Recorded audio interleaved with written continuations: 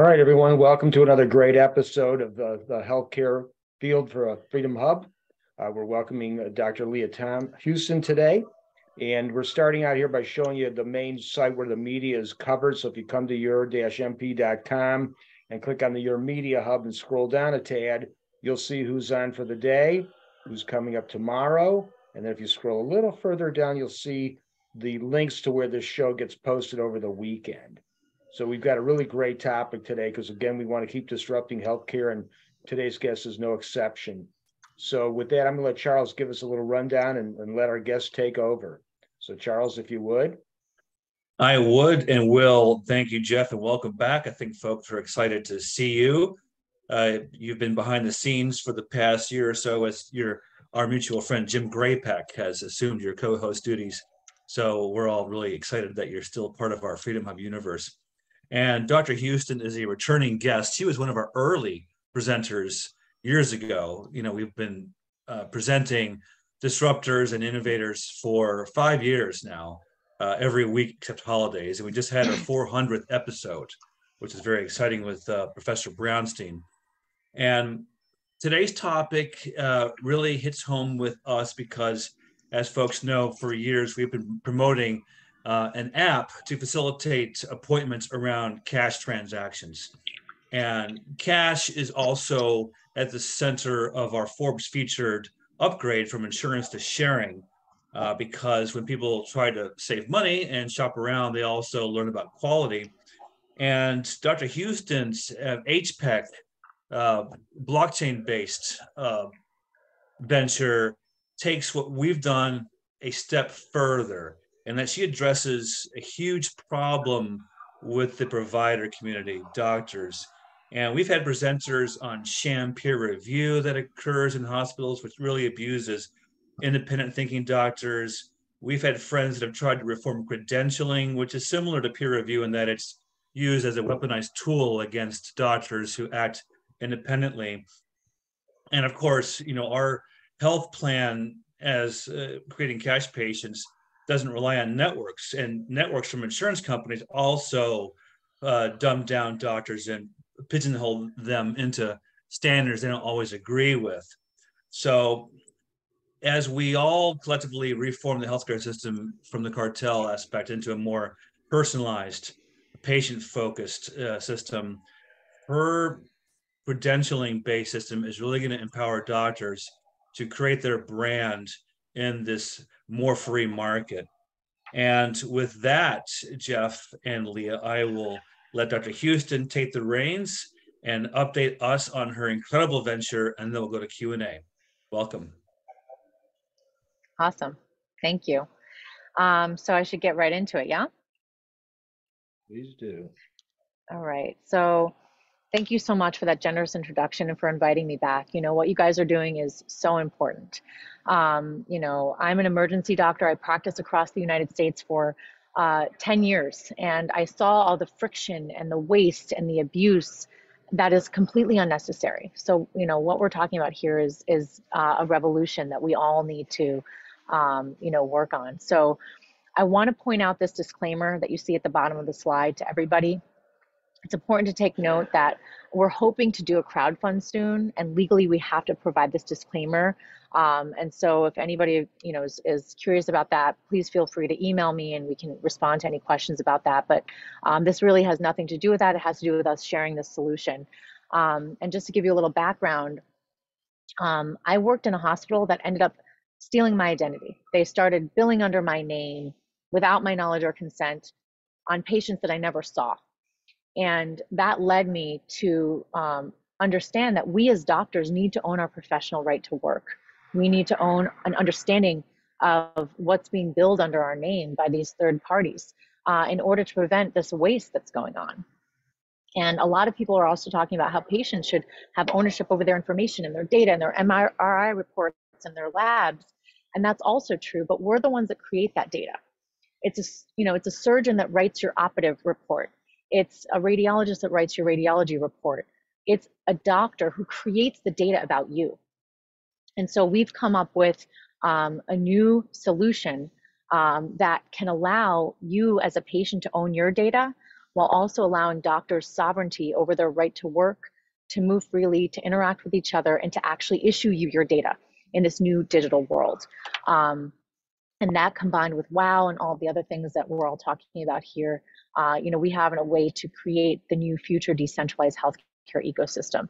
And so we can use this to coordinate precision level care, to get you the right care when you have a diagnosis of cancer, or when your child has a diagnosis of a rare genetic disease. You want the right doctor to be seeing them as soon as possible. And these tools and these solutions can bring us there.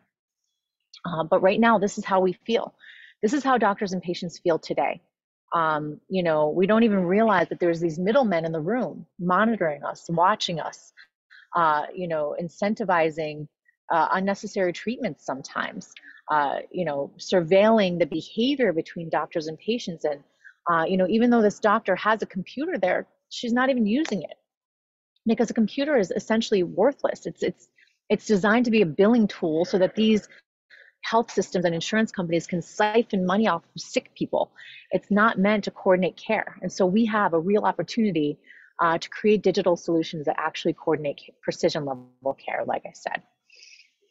And this is the system that they've created. This is the system that we are currently in. If you notice, the Secretary of Health and Human Services is at the center, and this is why it's failed, because the patient should be at the center. But where's the patient now? All the way over on the side, And so, electronic health records were meant to create, we were given this promise that they were going to coordinate patient care, but they're not. Your data is now trapped in these centralized siloed systems. And, you don't have access to your own data. You have poor health and poor health coordination because of it. We legally on the books, except for in every state except for New Hampshire, we own the record because we create it. But we have no way of legally accessing these records because they're trapped in these centralized systems, unless we're independent, of course. And so we're unable to deliver safe or adequate care because EHR and the data system is terminally ill, and it was designed to be that way. So they were supposed to fix all the problems, but they failed. But there's a new rule, a new regulation called the 21st Century Cures Act that essentially is mandating that you as a patient have immediate access to your data and your records, and that you can take them with you wherever you go. And so this rule is now being finalized. So we are at a very critical and rare moment in time where we can leverage these new regulations and these rules to actually give patients what they need. But we need to act fast, and we need to be aware. And that's what this is about. It's about creating awareness. And so, these are the requirements by these new standards. It's going to require that there's identity matching. It's going to require that that your records are interoperable, that they're accessible to you as a patient, that the data means something, that it's understandable, that it's usable. And so we, as a community of people who want patients to have ownership and sovereignty over their health and over their health information, we need to put pressure on them to actually enforce these rules that they're creating for themselves. And so, we have an opportunity to put patients at the center, where, doctors can use these tools to communicate with each other and coordinate precision level care in order to build a healthcare system that's safer, that's better, that's coordinated directly with the patient, that allows them this immediate, secure access that these new standards and these new regulations are claiming to require. With a system like the one that I'm about to share with you, you can be at the center, and physicians will once again be able to optimize and coordinate personalized care in the same way that they did before this regulatory nightmare that we're currently dealing with was created. And it'll allow us to uphold the Hippocratic Oath that we took. And so, along with these new regulations, we can leverage open standards protocols called decentralized identity standards. Now, these are standards that are developed by the World Wide Web Consortium and the Decentralized Identity Foundation that can create this promise of security, ownership of data, and interoperability without third-party interference, meaning without having to put your information onto these third-party systems. So this can be, regarding medical records, patient data. We can timestamp the records, adding but not deleting, quality control, risk management. We can use this for, research and development. We can use it for supply chain for medical devices and medications. We can use it to reduce the cost of prescriptions. We can not only use it for patient data, for you to own your data and only have control over who gets to see it and access it, but we as doctors also can own our data.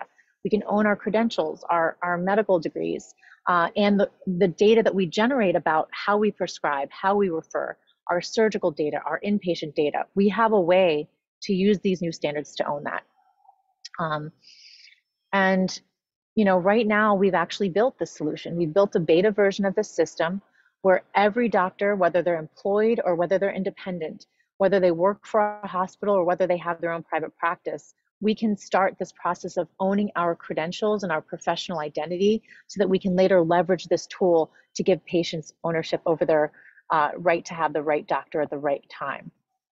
And so, you know, we already in the regular default world are building these coordinated referral networks through the direct primary care model, for example. But because there's no digital tool that allows for this coordination, that system is a little slower than it needs to be. We can speed up that process. We can invite more doctors to become a part of the direct pay network, which will create access and it'll improve the number of practitioners that you know people have access to. And you know, this creates inclusive stakeholding and empowers doctors to be and stay independent.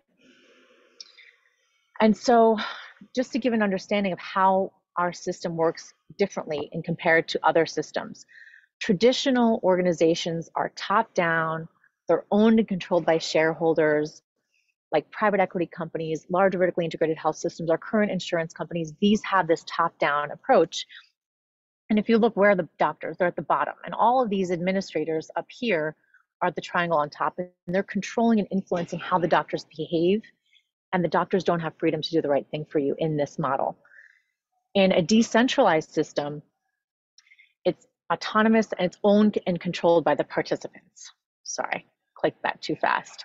You know, and so in a decentralized situation, physicians can interact with each other. They can coordinate care for their individual patients with each other, free from the influence of these third parties that aren't providing value and in fact are at times for, you know, creating fraud and waste and abuse that we all know about. And so, you know, when physicians have this tool, they can build their own private practices and coordinated care referral networks, and so that their individual patients will also have improved access to choice in this new decentralized healthcare ecosystem. And so decentralized identity helps people, organizations, and things interact with each other directly, transparently, and securely. When you have a decentralized identity, you own and control your information, and nobody else except for the people that you give permission to. And that's what's so different about it. This has never been made available before these new protocols. And if you look at these new standards, these new 21st Century Cures Act and TEFCA standards that the government is requiring, if you look here, you know, they're forcing, you know, your first name, your team member identifier, the encounter location, your care team member location. So all of this information is going to be accessible anyway, but required by law. So we can use these decentralized identity tools to suck that information into your wallet that you own and control out of these centralized systems. And that's what the goal is here. And so if you think about it, I'm the doctor, I write your medical record into these centralized systems right now. That's the only choice I have when I'm employed and when I'm not independent. You know, but with this new system, we can write proof that I gave you that information onto a blockchain or a decentralized data registry.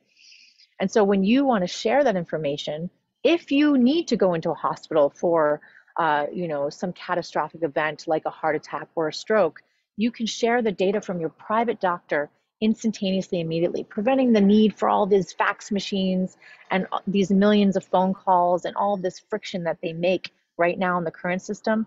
Through decentralized identity, that hospital can read that proof that that information about you is real and can coordinate care with you as an inpatient.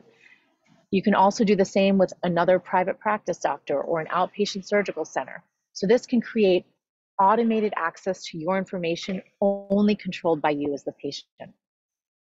And so what decentralized identity does, it allows people to control their own digital identity information, not organizations. There's direct, secure access between doctor and patient with this type of technology. And so, with a system like ours, you can be at the center, and the systems that you choose to interact with as a patient can work around you and can work together without you having to give up any of your privacy or any of your control without your explicit knowledge or consent. And so, we as doctors open up health records all the time, and they're inaccurate. One of my fellow colleagues opened up a record. It was the same name, but the patient was clearly the wrong patient because this patient had a psych history and the other one didn't. So it wasn't the patient that was in front of them, the record that they were looking at. And they were powerless to change it because of these centralized systems.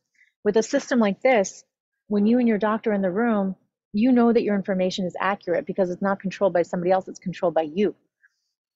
In 2020, a JAMA report showed that 1/5 of patients report an error in their record. How do we change that now? There's no way to really change it. The process is friction filled. So we know that accurate data saves lives, reduces waste, prevents fraud. Current record mergers lead to duplication of efforts and errors.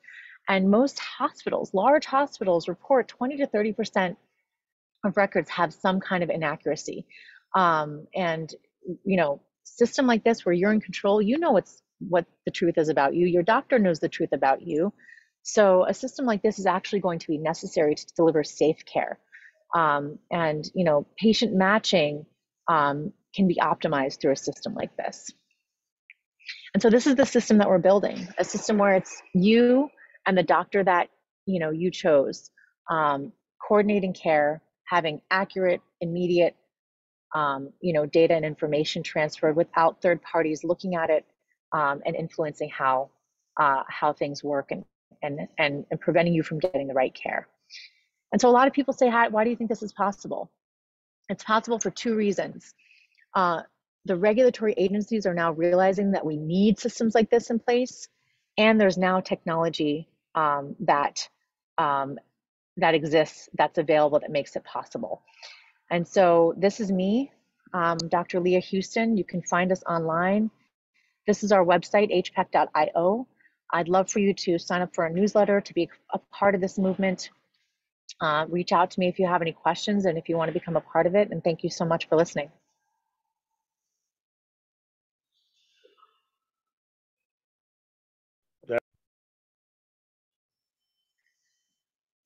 Jeff, are you there? I thought I had myself unmuted. Sorry. That was great, Leah. I was going to say, do you have a timetable on when you want to really get up and running in a hot and heavy way? Well, we are hoping to do a crowdfund as I planned, and a lot of it will be dependent on how that goes. I'm not able to share anymore until it actually launches. And, so as soon as that happens, we'll have more information. But, we have pilot partners with academic medical centers. We have over 1,000 physician users on the app currently, but it's in very beta, so we have a lot to do. But I believe this is the future, so being a part of the community by following us on social media, by signing up for our newsletter, everybody will be made aware of the timeline and the roadmap and what's happening as it happens. When do you think you might start the crowdfunding? I'm actually legally not allowed to say. There have been some delays because of some current things in the investment environment, and I'm sure we've heard about some of the stuff that's happened recently with the startup world. So I don't want to say, because if I say something and then it doesn't happen, we create false understandings. But just stay in touch with us. We send out text notifications to people who give us their phone number for very critical things, and everybody who gives us their cell phone number will receive a text, and definitely they will get emails as well. So I welcome everybody to join us. Perfect, and we'll help promote it as well. So Awesome. definitely want to take some other questions. So if anyone has any, please raise your hand. Charles, have you got a quick question at the moment? He's enjoying the sunshine, I see. Sorry about that. Jeff, do you want to kind of discuss the WOW app and how our health plan has that QR code Life Vault and how that might not, that where Leah's venture is like the step beyond that? Sometimes it helps people understand a venture by comparing it to what's out there right now. I agree. Real quick also, Lee, if you want to stop sharing your slides. There's two things. First, it's which is nice about what you're describing. In our plan, we're making use of this QR code identity piece. So it's either a bracelet, a necklace, a key fob, something you put on your cell phone, shoes, backpack. It has a QR code that has two levels. It's got the level if I'm in an accident and I'm unconscious and obviously can't communicate, the emergency responder can scan that, the emergency room person, and they need all the key data that I want them to have out of your little nice database. Then there's that second level where it's got all the rest of my health history and my birth certificate may be stored in there and all these other things that I want in a massive database that I can truly control. And I can access it just similarly like you're describing. Obviously, they can work in conjunction where only the doctors that I want to see it can see it. And they either can just see that front half or the back half. Where the WOW app came in is also created by a doctor. And that's pertinent to the problem of transparency, which is the other big problem that you didn't really talk a lot about, but that's a huge part of it is how can I tell if I'm getting a good deal if I don't know what anything costs? And a common refrain with doctors is, let's say, well, hey, doc, how much is it going to cost for this MRI? And they go, well, what insurance company do you have? Well, what bearing should that have to be? When I go to McDonald's, they don't ask, am I using this credit card or that? It's here's the price, it's published. So the WOW app is to serve two purposes. One, it allows that to occur, but it also lets any doctor that's a legitimate doctor be on there. Because the problem with if you're a PPO or an HMO, that doesn't include chiropractors and a whole other types of doctors that might be out there. So the WOW database lets any kind of legitimate doctor, licensed or certified, participate. They publish their pricing all in, no hidden fees, no add-ons. And now I can go in there and I can search locally, nationally for specialty type. I can rank those doctors because obviously some are better than others. So it's a fantastic tool where what you're describing, you're doing all these different perfectly coincided things are all emerging at the exact same time to capitalize on the whole fraying of the healthcare world. And so this legislation, as well as everybody just about had it up to here. I mean, I've had people, Charles, I've been doing this medical cost sharing for years, and a lot of people are like, well, I don't know, it sounds great and price is a lot better, but, I know Blue Cross, so I'm going to stick with that. But then after a while, when people come say, hey, something, I'm calling you back, not that I really care about switching, but my health insurance premium just got bigger than my mortgage. So now I got to do something. So that's the perfect chance for them to educate them because price was their driver on how, look at how great it is when you're in control of your healthcare for a change. And so that's what's very exciting as well. And just to add one more little wrinkle, we also now back engaged with the artificial intelligence for your health, which Dr. Pizzorno invented and is the brainchild of functional medicine and at Bastyr University. And now they have an AI tool that's, you put your genetics, blood information, your zip code, so it knows your air and water quality, and completely can tell you what's going to happen to your health years down the road. 2 years from now, you're going to become cancerous or whatever it might be. So it's a remarkable world we're about to enter, and we're so glad that you're helping lead the charge. I see a boatload of questions coming here, so let me start out with Linda, because she was the first one out there asking. Oh, I see Paul's here. Fantastic. Linda, you there? Hello? Yes, please. Congratulations, excellent presentation. Wish to be able to have a copy of your PDF. My question is, if I am a patient in the system, can survive and use your system if I don't have a cell phone, only if I have a landline? I don't like cell phones for many reasons. How I will try to communicate with your system? And please respect what I'm saying. 100%. And so this was one of my concerns when in the very beginning, everybody's like, oh, patients are going to have public-private key pairs and they're going to have access to their information. I thought about you and I thought about my mom, you know, people who aren't as tech savvy, who don't want to do everything through their phone. But here's the thing, there's going to be systems that are being built right now. And the question is, do you want the system to be built and owned and controlled by the actual doctor that takes care of you? Or do you want it to be built by the current system that's building everything now? And I believe that most patients would want their doctor to be the one that has control over their information if they choose to not want to have control over it.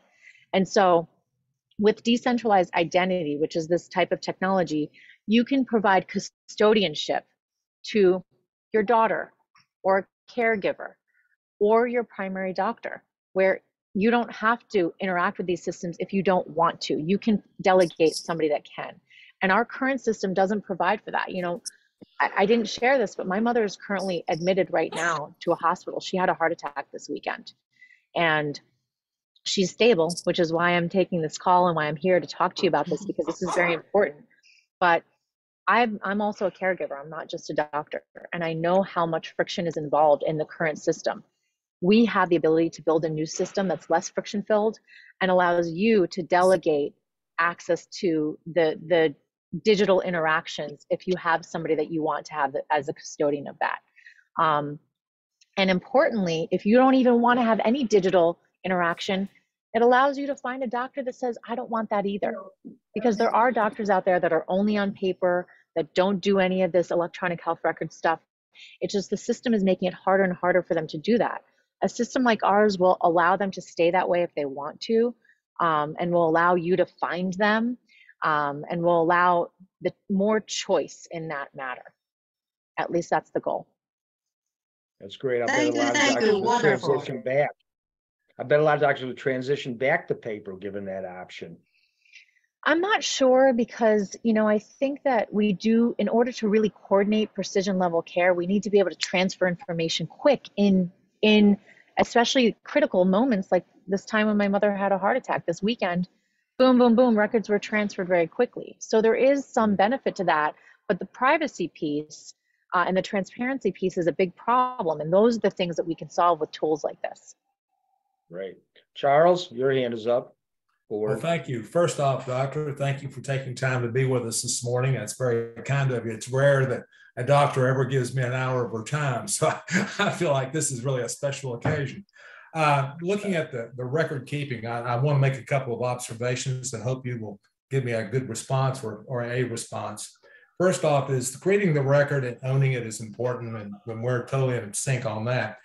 But it occurs to me that with the occurrence of Chat GPI and GPT and AI and the whole thing, what's happening is that the record itself is a document. It is a tool. It is something. You're maintaining the same basis of care. I go to you, I come to you, I notify you or your colleague when I've got something going on. I got a manifestation. I think we need to go upstream. I mean, I'm going to be totally blunt. We need to go back to not the manifestation, but to the occurrence event. And the occurrence event may be, in your mother's case, months earlier, a year earlier.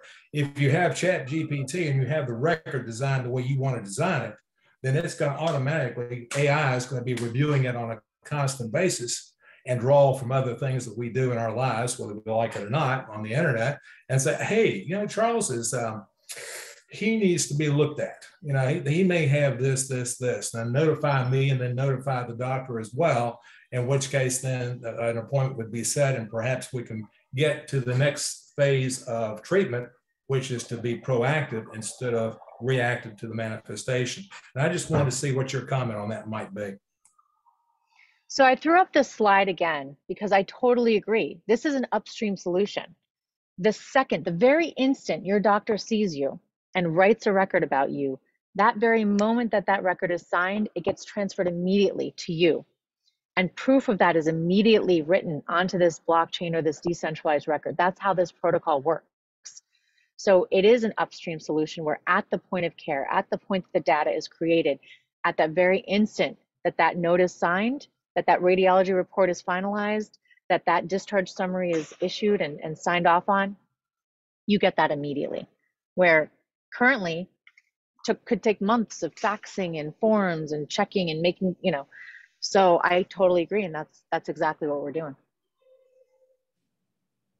Does this make sense? Thank you. And also, I would encourage everybody to go take a look at that 2-minute video I posted on YouTube. That's from a very famous Super Bowl ad.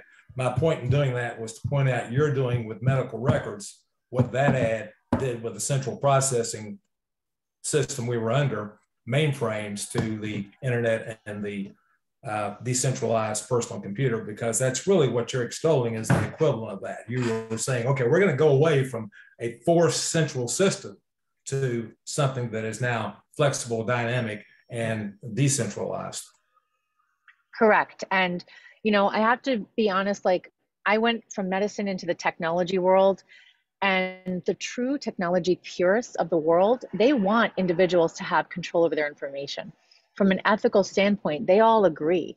It's the technocrats and the large tech companies that want to own and control and centralize things. So, I believe that we're on the right side of history, and I believe that we will have the support of the technologists who want to help us build these solutions. But we just need to be aware that it exists that as an opportunity, and we need to actually just do it, which is what we're doing. Super. Paul, hello, stranger. Welcome. Yeah. Have a good question for us. Hey, Jeff. Hi. Hi, everybody. So I'm a proponent of blockchain in healthcare myself. So my question, do I presume that your network works on the Ethereum blockchain with smart contracts? And do you see any challenge regarding scalability or interoperability?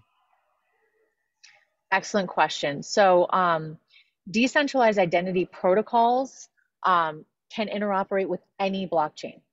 So the Ethereum blockchain did ETH. It also did Polygon, which is layer 2 of Ethereum. The did decentralized identifier ION protocol is a layer 2 for the Bitcoin blockchain. So the answer to your question is, the reason that this is so amazing and so important is that you as the patient and me as the doctor, we can decide which blockchain we want what information to be hashed to. For example, we might decide that, we want your birth certificate to be hashed to the Bitcoin blockchain because it's the most decentralized, it's the most stable. And even though it's going to cost $15 to hash proof of that, it's important because it's your birth certificate. And when you think of it from a global perspective, countries that are not stable, countries that don't have infrastructure, imagine if, you are a small-time farmer in a country that doesn't have a stable economy, but you can prove that you're born. You can prove with your digital identity that you're born, and you can go open a bank account in another country, or even in your own country for once. And, these kinds of opportunities are going to be available to people. So the answer to your question is, the protocols exist. When I first started, there were only 4 decentralized identity protocols. Now there are well over 100. It's not only the Bitcoin blockchain, it's not only Ethereum, the Near protocol has them, the Polkadot protocol has them. Most systems have decentralized identity protocols. And so blockchain agnostic and your choice is the future. It's not currently working and fully interoperable in that way, but it's being designed so that is an option for everyone. Did that answer your question? Yeah, absolutely. And I know Polkadot is really trying to tackle the hurdle with interoperability in particular. So and there's others, like you said. But no, that's great. I appreciate that. And I presume there's links from the smart contracts that actually link to some kind of database. Do I understand that correctly? Well, that's part of why we need to raise capital, to build out this truly fully decentralized ecosystem and to have the provenance data presented to people in a way that's understandable and usable and makes sense. I mean, if you're in the crypto world, you understand how, if you have your cold storage and your Coinbase wallet and you understand how both of those work differently, we've come a long way from back in 2009 when the first block was placed on the Bitcoin blockchain. But we still have a long way to go as far as usability and workability. And especially for a system like this, as complex as it is, you know, there's a lot of infrastructure that we need to put in place to make it usable in that way. But yes, the goal is for us to go in that direction. And the reason we're hoping to raise capital soon is because we need to build out that ecosystem and in a usable way, is exactly as you described. All right, well, thank you. Great. Thank you. Charles? Thanks, Jeff. If I can share my screen real quick on this question. So there is, in my other entity, National Health Federation, the world's oldest health freedom organization, a campaign I'll show you where we're opposing something that's relevant to today's discussion. And Dr. Houston urged concern about controlling your records, your identity as a patient, as well as a doctor. In the privacy law called HIPAA, since 1996, there's been a provision requiring tagging of every American with an ID, a patient ID. And that provision has been defunded in the annual appropriations bills for years, ever since 1996, usually by Ron Paul when he was in Congress, and now by his son, Senator Paul. And it was almost funded last year, but we have that campaign right here that I'll put in chat because it's tied to the World Health Organization's preempting of state control on pandemic response, as well as database tracking through nationalizing data that Walensky wants at CDC. So I'll put that in chat if you want to send that to your congressman to make sure that any kind of identification happens in the private sector with respectful ventures like Leah's that honors the sovereignty of people, not government or the special interests that control government. Also, I'll put in chat our health plan that does include the QR Life Code and the personal medical vault, as well as you'll see at Freedom Hub's page, you'll see where to find the WOW app that does facilitate cash payments. So as Jeff explained, what we're doing is important, but it's not at the level of synthesis that Leah is doing, which gets more into especially the doctor's area where they're going to use HPEC for credentialing, which is huge upside. In fact, it ties to another campaign of national health federations, which is to replace licensing with a system of competitive certification. And in that future market, it's going to create a race to the top as everyone and their associations is going to use branding to attract your business. So Leah is going to be a member of HPEC or HPEC Plus, where it's going to be the highest quality providers. Other folks are going to try to outdo her in the future market, in the real free market. So the quality is really going to shoot up with all these ventures. So I wanted to share that piece. Leah, do you want to respond on anything I said, or is it kind of disjointed? You know, I think what you're talking about is really, really important. And, you know, individuals with their decentralized identity can hook into the WOW app. You know, there's APIs around, you know, scheduling and price transparency. And, you know, the way that we're building this infrastructure, it can hook into these things very easily in the future. And there's a lot of, opportunity for interoperability. And I'm a residency trained emergency medicine physician, and I have a lot of respect for people who are trained in their particular field and who went through residency in their field, and so understanding the credentials and the competency is really important, and that's part of what you're talking about. A lot of times there's a lot of people out there who say they know how to do stuff and people are getting hurt because of it. Just a friend of mine the other day, he said he's been going to this functional medicine practitioner who had him spending over $30,000 over the last 3 months, and one call to one surgeon fixed his problem after he talked to me. So, everybody deserves that level of care, and that's what this is about. Dr. Matavo? Thank you for the opportunity to ask this question. I come from a very background, I hate to date myself, but I started with computers back when you have to use BASIC and use punch cards to put them in. And I've worked up through there in terms of using COBOL as well as as I forgot a couple of the language that I learned. But my concern is always, we have this thing about blockchain. Of course, we have cryptocurrency and Bitcoin has been, but what happens if those systems go down? What's the backup if the electricity goes out? An EMP, of course, I'm one of those conspiracy theorists back in March of 2020 about what happened with COVID. So, and of course, it came out true. So my situation is we have a very real threat of losing our power grid. So what happens when that concerning our healthcare and how to get in touch with doctors in order to get care, as well as to have a backup for the care that have received in terms of our medical file? Yeah, I mean, that's a really good question and a very valid concern. And the fact of the matter is right now, systems are centralized.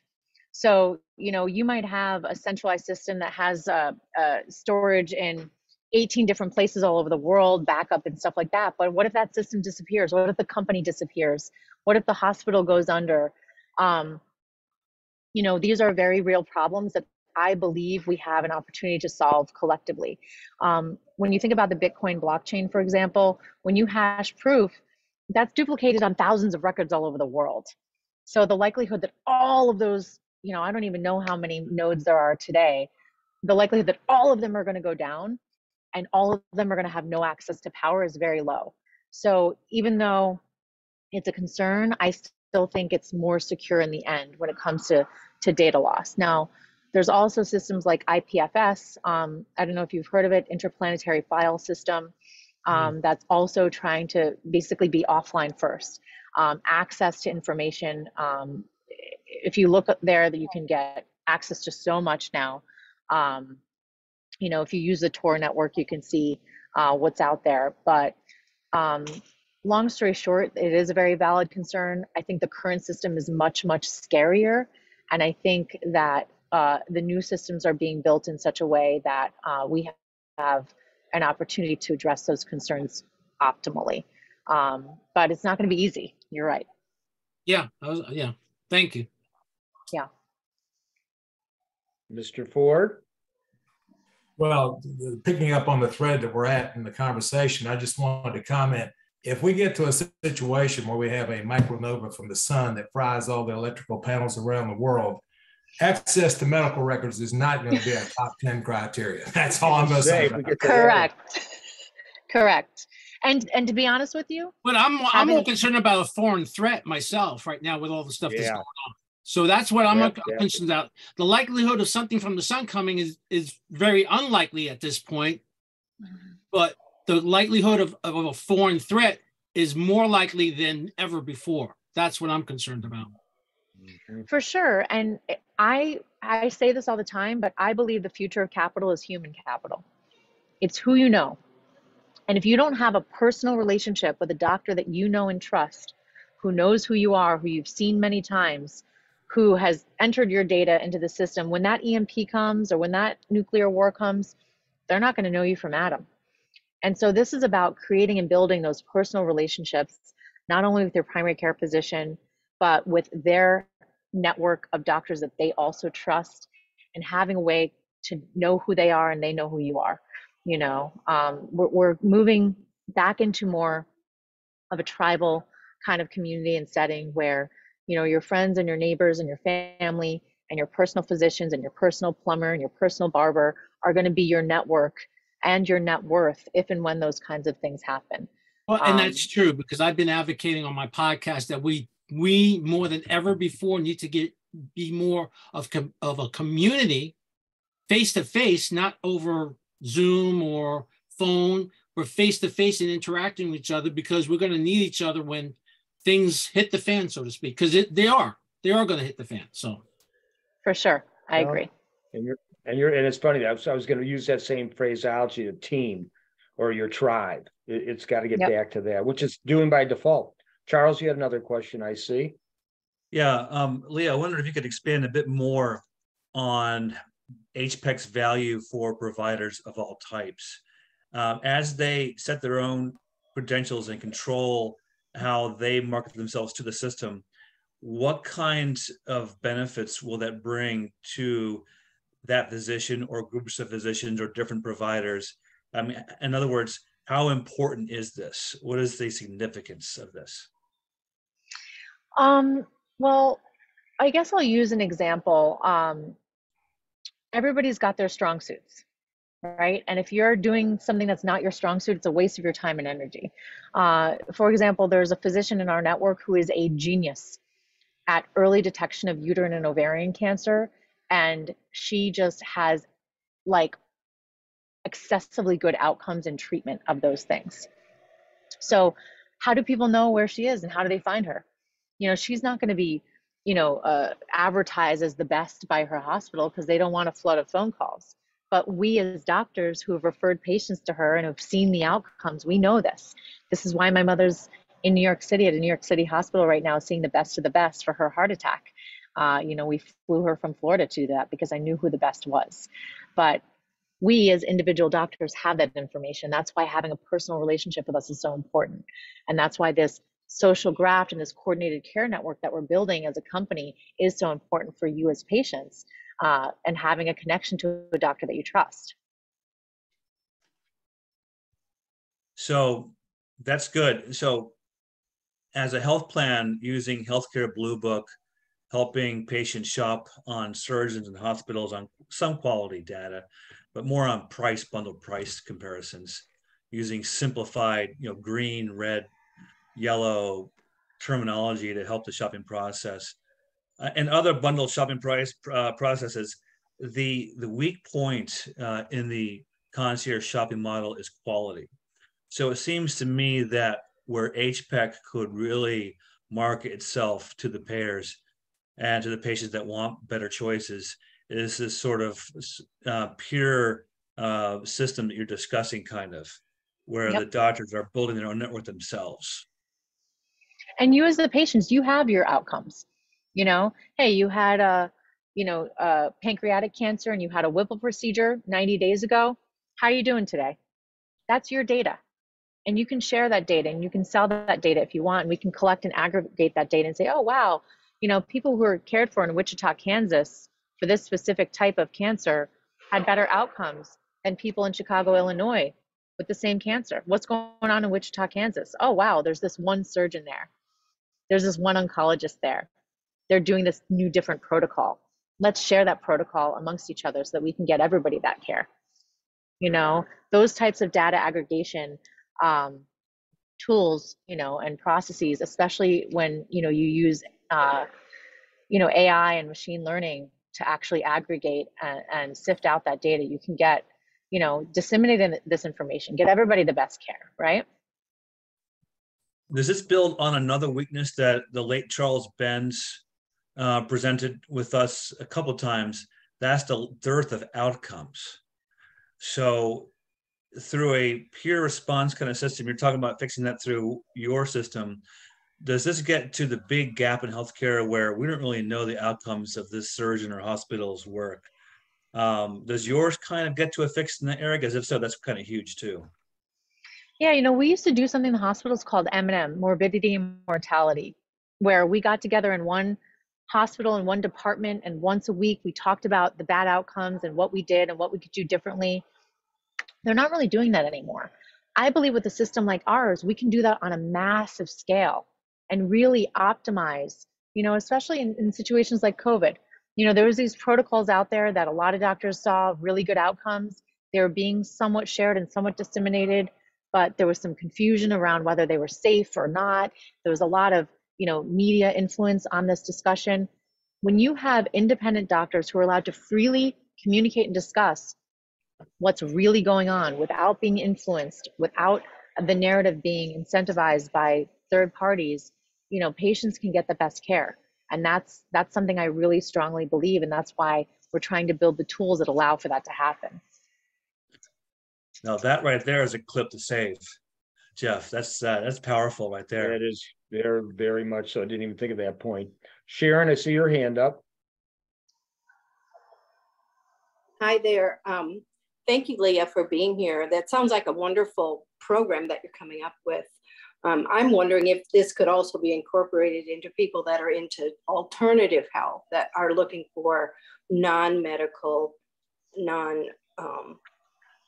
allopathic? So for sure. So even though I'm an emergency doctor and we deal with the worst of the worst moments of everybody's lives, I genuinely believe in a lot of alternative therapies. I personally involve myself in all kinds of longevity exercises, NAD,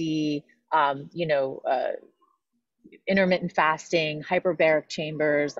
I've heavily looked into like stem cells and things like that. So I believe that most physicians do believe that a lot of these things work, but we have no way to coordinate care with these individuals.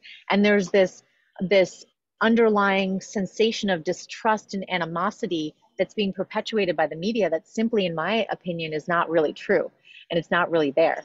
And we would prefer to be able to coordinate more care with non-physician practitioners who do offer different alternative things, especially in the moments that we've done everything that we can. We want our patients to have the best. We took a Hippocratic oath. And so I believe, even though HPEC is specifically for physicians, medical doctors, and osteopathic physicians only, I do believe that, it can be later built out to also incorporate and work with other practitioners as well. Oh, well, thank you. Yeah, because I'm in a community that the folks here wouldn't go to the hospital unless maybe they were unconscious. They're treating head wounds and concussions, broken feet, and all kinds of stuff without going to medical care at all. They're using naturopathic, homeopathic, and herbs to treat these types of things, like in the old days. Well, so here's the thing. I believe any extreme is dangerous. Mm-hmm. And extreme medical is the only way, and all that stuff is, hogwash. That is dangerous. I also believe that the naturopathic only is also dangerous, because sometimes you do need surgery. Sometimes you do need a medical intervention. Sometimes you do need, chemotherapy.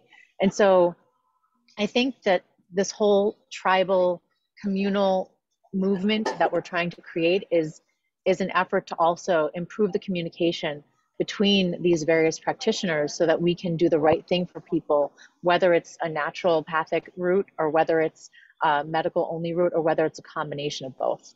It's hard though, because the data and the research is being controlled by the very entities that want to control the money, and that's part of why there's been this kind of sensation of a rift, but we have an opportunity to get rid of it and to start working together. I agree with you. I agree with you. I think there is a place for medical care, and like a doctor like you would be a godsend to so many people. And I am not opposed to going to medical care if that's necessary, but I really think there's a way that they can work together. And if more naturopathic care was involved in what's called health care, which is really medical care, there could be a lot greater outcome for everyone. Right. And that's why I believe a system like ours is going to attract the people that believe in a future where we can work together, where we can optimize care and work with each other and not have so much ego around it. Right. Certainly. Can I insert one more quick question, Jeff? Sure. It sounds to me also, soundbite time, Leah, that your system would facilitate personalized care, the future of personalizing care of patients, getting away from lowest common denominator standards. For sure. That's the goal. Everybody's different. Everybody's unique. We're not all part of this population health situation. My mother is a small woman. She's 4'8". She was only 130 pounds. And there was a point when she was having a reaction to her chemotherapy medicine. And I said, why don't we half the dose? He said, oh, it's not really part of the protocol. I said, but the other option is taking her off this medication and she could die if she goes off of it. It was a last resort. And so we half the dose, and she's been on that half dose since, and she's fine. She went into remission. But it was because I'm a medical doctor and I made the suggestion that they felt comfortable going off the protocol. But doctors who are employed, who have protocols, if they don't follow them, they could be sued, they could get in trouble. They don't feel comfortable doing the right thing for people or recommending these things that are kind of off label, off protocol, because we're kind of being, we're being shackled to this system. And so a system like this gives people an opportunity to maybe think outside the box in these rare circumstances that it might be necessary. Very good. Let's see if we can squeeze one last question. Linda's got a follow-up. Yes, my dear Lee, maybe you have to include in your alternative methods something very cheap, nothing, very important, grounding, walking barefoot on clean soil. It does wonders, prevents the formation of clots, dissolves already formed clots, because we are electrical beings after all. Everything is electricity. Whatever we do produces positive electricity and becomes static, and we need to take rid of it. Only with Right. grounding. That's very important. Does not cost anything. Yeah, and another thing is different things work for different people, you know? So, being grounded, doing meditation, all of these things, they're not proven. So it's hard for people who are in a system and working like they're on a treadmill to even consider these other additional things. But, you may very well be right. And this might be something that we need to incorporate. Leah, we're out of time. Linda, sorry about Search that. on Why don't you... PubMed. Just a minute, Charles. Search on PubMed. If I have an email, I can send you a document that I wrote about grounding. Please send it to me. My email is leah@hpec.io. I'd love to read it. Okay. And Linda, okay. why don't you, thank you, Linda, give us a final word that we can take away from here and how folks can reach you, and we'll end it. Awesome. Final word is the doctors care about you. We want a system that works for you. We want to be able to serve uninfluenced by third parties that aren't providing value. We're building a system that's doing that. We want you to join us, and you can find us at hpec.io. You can find us on social media at Leah Houston MD and at HPEC ID. And please follow us on the journey and help us to build this future system. And thanks for listening. Thanks for being